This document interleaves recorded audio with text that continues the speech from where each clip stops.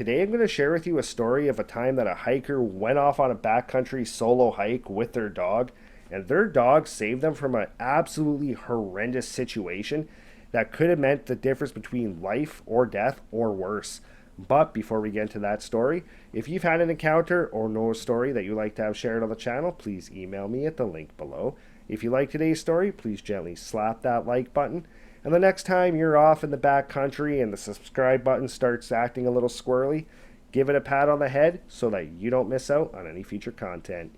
Now, let's get into today's encounter.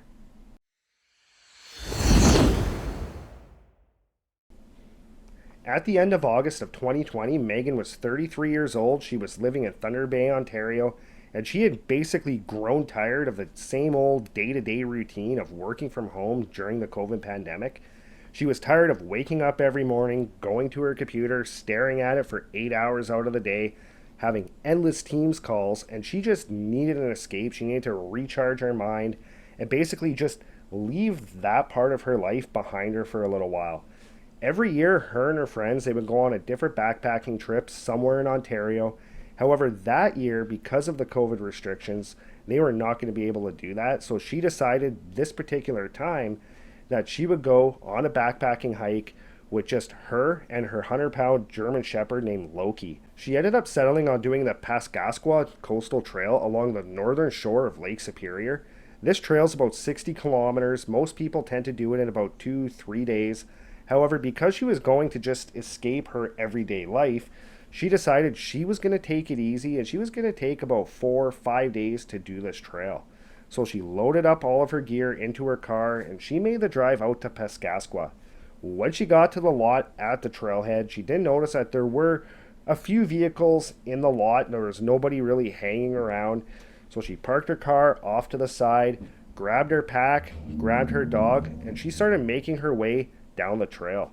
That first day on the trail went absolutely great. She really just took her time, took in all the breathtaking scenery all around her, and she was starting to forget about all those annoying Teams calls and those countless emails that she had left behind.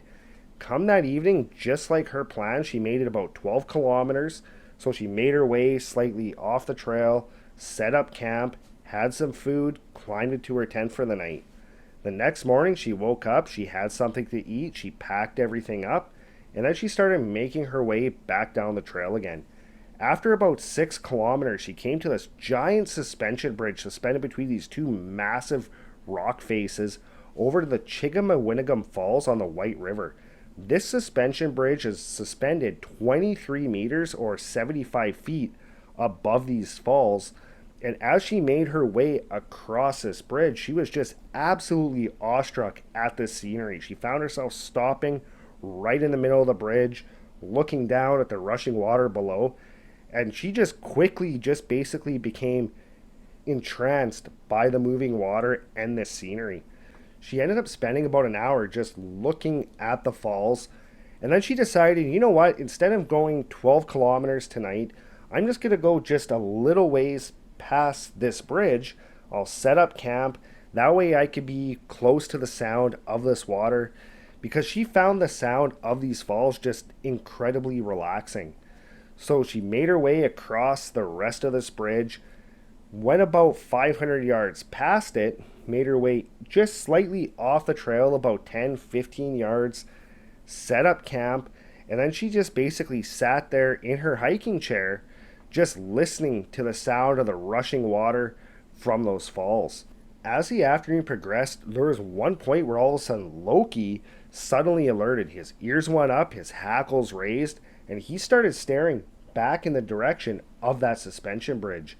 At this point, Megan was thinking, okay, you know what? Maybe he saw a deer. Maybe he's picking up on the scent of another animal. So she called him over. She gave him a pat on the head, tried to calm him down. But after several minutes of patting him on the head, telling him that there was nothing wrong, he just kept growling and facing the direction of that bridge. At this point, she decided she was just going to make her way very slowly out of camp to see if she could see any deer or any type of animal that might be making Loki act like this. So very slowly, she stood up from her chair, made her way across her camp into the bush, The whole time she's looking into the trees trying to catch movement of any form of animal. She made it about 20 yards into the bush, again, peering, looking for any sign of movement whatsoever, and all of a sudden she caught a flash of a deer tail off to her right. So instantly to her, that put her mind at ease that Loki was only acting this way because there was a deer near camp. So she made her way back to the camp with her dog, settled him down, and then she tried to just go on enjoying the rest of the afternoon and into the evening. As the evening progressed, she made some dinner. Once it was dark, she made her way into the tent and she settled in for the night. That night, about 2 o'clock in the morning, she was quickly woken up by Loki just absolutely losing his mind at something outside of the tent.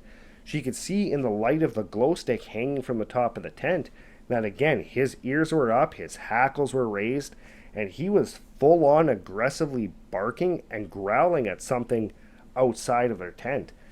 She sat there for a second listening, trying to figure out what Loki was just losing his mind about, and she could hear something moving through the bush around the camp. At this point, she was thinking that this was most likely a bear, so she tried to calm Loki down, tried to get him to stop barking, stop growling, because she thought that maybe his barking and his growling might provoke this bear, if this was a bear, into aggressive action towards them. After a few minutes of basically holding him in her arms, he finally started to mellow out, and that really put her at ease. She was really at this point now very confident that whatever was outside the tent is now gone. So after about a half an hour of Loki being completely mellow, she was able to fall back asleep. The next morning, she woke up right as the sun was coming up. She opened her eyes and she could see the faint sunlight coming through the fabric of the tent.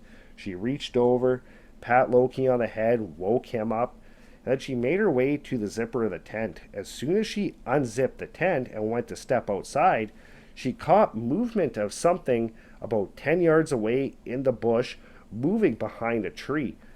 So for a second, she kind of stepped back, looking in that direction, trying to figure out what she had just seen. And after a minute of not seeing anything, she figured, okay, you know what, it was probably just a branch of a tree. It was probably just my imagination. So she made her way out of the tent. Loki followed her outside as well. And as soon as Loki got in front of her, again, all of a sudden his ears went up, his hackles raised, and again, he was just growling and barking in the direction where she had seen that figure move behind that tree. Megan at this point was at high alert, staring directly towards where she had seen that movement. After a couple seconds of not seeing anything at all, she figured, you know what, this most likely was my imagination. It probably was a tree branch. So she decided she was going to make her way to her bear bag so she could pull it down and get some food. So she turned around, started making her way towards it, and once she was about halfway between her tent and her bear bag, all of a sudden Loki started losing his mind again. So she quickly turned around, looking back in that direction, and she noticed where she had seen that movement before. All of a sudden there was this man staring directly at her. She completely froze at this point, just in absolute shock that there was somebody this far out into the bush and that they were staring at her. She really had no idea what to do with this moment. She just stood there staring at this guy, and she noticed that he had something in his right hand, but she could not tell what it was. After a few seconds, this guy started making his way closer towards her, and once he had moved about 5 yards closer, Loki just immediately sprung up, took off directly towards him, jumped up, grabbed onto this guy's arm, pulled him down to the ground. Megan at this point completely snapped out of her shock. Fearing for her dog's safety, she ran up towards him. When she got to where this guy was, her dog was on top of him, just digging into his arm. This guy was screaming, and she noticed that on the ground beside him, there was a 6-inch fixed blade knife lying there. She instantly just went into pure self-defense mode. She started kicking this guy, started leaning down and hitting him while Loki's gnawing on his arm. After a couple seconds, the guy managed to kind of push Loki off of him, he got up and went to take off into the bush. And as soon as he ran into the bush, she noticed that beside that fixed blade knife, there was also a camera. Megan, at this point, she just reached down, she grabbed the knife, grabbed the camera, and just completely forgetting about all of her gear, took off running back to the trail. Once she got to the trail, she ran down it, ran across that suspension bridge, and she sprinted all 18 kilometers all the way back to that trailhead. When she got to the trailhead, she jumped in her car. She had no cell service, so she floored it and just started heading back towards home. As soon as she got into an area with cell service, she immediately contacted the Ontario Provincial Police. The officer she was talking to told her that once she got back to Thunder Bay, she was supposed to go down to the local OPP detachment, bring in that knife, bring in that camera. So that's exactly what she did. Once she got home, she went to the local police station, brought that stuff in, and they started their investigation. A couple days later, an officer called her and told her that on that camera, it was completely loaded with pictures of her from the time that she arrived at the trail that first night in her first camp, at that suspension bridge, and at her camp that second day. The OPP were never able to identify who this guy was, but the fact that he had so many pictures of her and he was stalking her down this trail has really set her off of ever doing any type of solo hike like this again. And she is incredibly thankful that she had her dog with her on this trip and that her dog was alert enough to pick up that this guy was no good. And she is just so thankful that Loki was there, and she really credits Loki with potentially saving her life and saving her from God knows what else on that trail. Well, that's it for today's story. I am so incredibly glad that Megan had Loki with her on this hike, because God knows what could have happened if she didn't. And this is the exact reason why this summer, when me and my family are going out camping, I am definitely taking my Belgian Malinois cross with us, because I know if anybody tries anything or anything comes near camp, that dog will be all over them like a fat kid on a giant Smartie in a heartbeat.